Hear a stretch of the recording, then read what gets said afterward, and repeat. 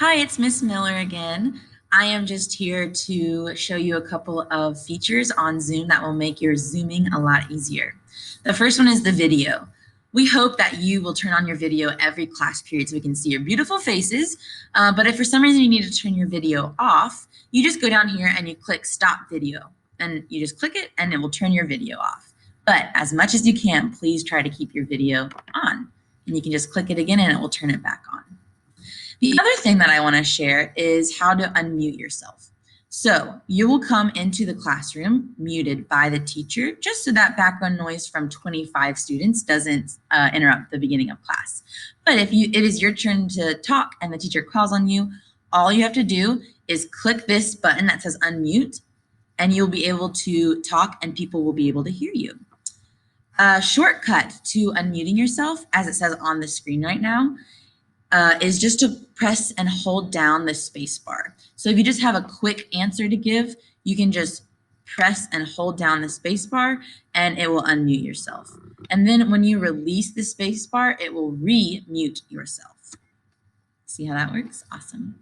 The next thing I want to show you is the participants. So when you click on the participant button right here, you're able to see who is in the Zoom call with you.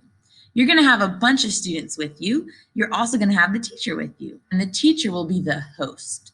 That's important to know because the next feature I'm showing you is the chat feature.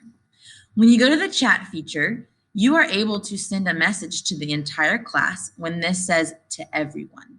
All right, so I could say, hi, this is Miss Miller. And we'll send it to everybody and it will show up on everybody's screen. But if you just have a specific question for the teacher, you just have to click this little arrow and it means that you will be able to pick to just send a chat message to the host or the teacher. And you can just type in there that you have a question. Press enter and it sends your message. So that part is really cool because you can make some of your questions private and you can say hi to the whole class. The last task that I want to show you before I end the video is the reactions. And this one is going to be extremely fun, but also requires some responsibility. When you click this button down here that says reactions, it gives you a couple of emojis that you can press in order to show how you're feeling. So your teacher might say, if you have a question, please put the thumbs up, and that will help you the teacher to know, oh, Mimi has a question, Miss Miller has a question. You can also click any of the other ones and it'll just show up in the top left of your screen.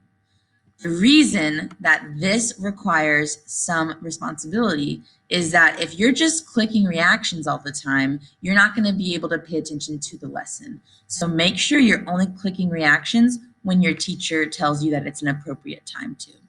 Did you notice how the reaction went away from my screen? After about 15 seconds or so, it will just disappear, so it doesn't have to stay there for the whole time.